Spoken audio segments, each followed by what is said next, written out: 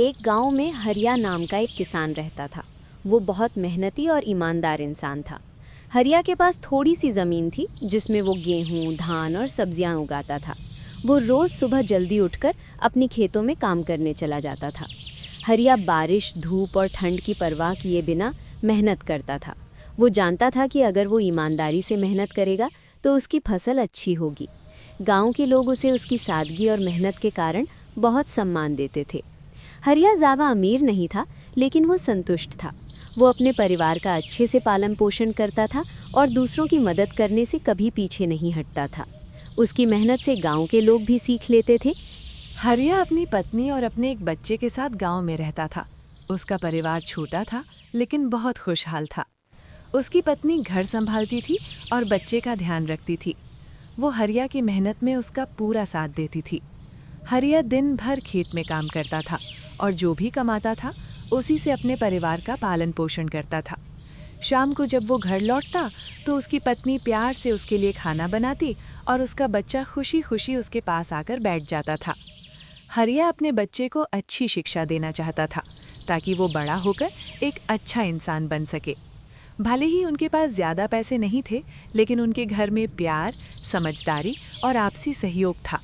इस तरह हरिया अपनी पत्नी और बच्चे के साथ उसी गांव में एक जमींदार भी रहता था।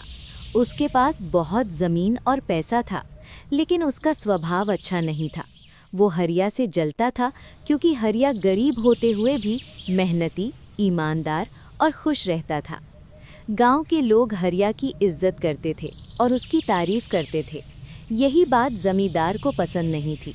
वो सोचता था कि इतना गरीब किसान लोगों के दिलों में जगह कैसे बना सकता है। उसे हरिया की सादगी और मेहनत से जलन होने लगी। जमींदार हमेशा हरिया को नीचा दिखाने का मौका ढूंढता रहता था और उसे परेशान करने की कोशिश करता था। लेकिन हरिया इन सब बातों पर ध्यान नहीं देता था और अपने काम में लगा रहता था। इस तरह गांव में एक तरफ मेहनती किसान हरिया था। एक बार उस गांव में भयानक अकाल पड़ गया। बारिश नहीं हुई, नदियां सूख गईं और खेतों में फसल उगनी बंद हो गई। गांव के लगभग सभी किसानों की फसल खराब हो गई। हरिया की फसल भी नष्ट हो गई। हरिया के घर में खाने के लिए अनाज नहीं बचा। उसकी पत्नी और बच्चा भूखे रहने लगे। बहुत सोच विचार करने के बाद मजबूरी में हरिया जमींदार के पास मदद मांगने गया। हरिया ने हाथ जोड़कर जमींदार से कहा कि उसके पास खाने को कुछ नहीं है और वो थोड़े अनाज या पैसे की मदद चाहता है। जमींदार को मौका मिल गया। वो मन ही मन खुश हुआ क्योंकि हरिया उससे मदद मांगने आया था। जमींदार ने हरिया की हालत देखकर घमंड से मुस्कुराया और उससे कहा कि वो मदद तो करेगा, लेकिन अपनी शर्तों पर। हरिया मजबूर था, इसलिए चुपचाप उसकी बात सुनने लगा। जमींदार ने हरिया से कहा कि वो उसे अनाज और कुछ पैसे तो देगा, लेकिन एक कठोर शर्त पर। उसने कहा कि अगर हरिया समय पर पैसे वापस नहीं कर पाया तो उसे अपनी ज़मीन ज़मींदार के नाम करनी होगी। ये शर्त सुनकर हरिया बहुत दुखी हो गया। ज़मीन ही उसकी रोज़ी रोटी थी, उसी से उसका परिवार चलता था। लेकिन उस समय उसके पास कोई और रास्ता नहीं था। घर में भूखी पत्नी और बच्चा उसका इंतज़ार कर रहे थे। मजबूरी में भारी मन से हरिया ने ज़मींदार की शर्त मान ली और हाँ कर दी। जमींदार ने तुरंत कागज़ बनवा लिए और हरिया से अंगूठा लगवा लिया। बाहर से जमींदार मददगार दिख रहा था, लेकिन अंदर से वो हरिया की ज़मीन हड़पने की योजना बना रहा था। हरिया अनाज लेकर घर लौट आया, लेकिन उसके मन में डर और चिंता बनी रही कि अगर वो पैसे वापस नहीं कर पाया तो उसकी ज़मीन उससे छिन जाएगी।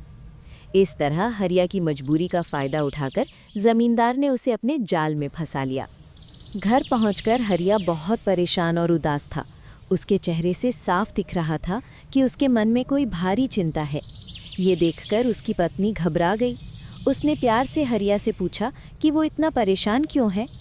तब हरिया ने ज़मींदार के पास जाने की पूरी बात अपनी पत्नी को बता दी। उसने बताया कि कैसे मजबूरी में उसने ज़मींदार की शर्त मान ली और अगर वो पैसे वापस नहीं कर पाया तो उसकी ज़मीन चली जाएगी। ये सुनकर हरिया की पत्नी भी दुखी हो गई, लेकिन वो हिम्मत वाली और समझदार थी। उसने हरिया को ढाढ़स बंधाया और कहा कि घबराने से कुछ नहीं होगा, हमें मिलकर कोई रास्ता निकालना होगा। पत्नी ने हरिया से कहा कि वे मेहनत करेंगे, खर्च कम करेंगे और भगवान पर भरोसा रखेंगे। उसने कहा कि सच और मेहनत का फल ज़रूर मिलेगा। पत्नी की बातें सुनकर हरिया को थोड़ा सुकून और हौसला मिला। अब दोनों ने मिलकर इस मुश्किल का जब पैसे लौटाने का समय पूरा हो गया तो हरिया जमींदार के पास गया। उसने हाथ जोड़कर कहा कि अभी उसके पास पूरे पैसे नहीं है और वो थोड़े समय की और मोहलत चाहता है। हरिया ने वादा किया कि वो मेहनत करके सब चुका देगा, लेकिन जमींदार का दिल पत्थर का था। उसने हरिया की एक भी बात नहीं सुनी। उसने साफ कह दिया कि अब कोई समय नहीं मिलेगा और कागज़ों के हिसाब से ज़मीन उसी की हो गई है। ये सुनकर हरिया टूट गया।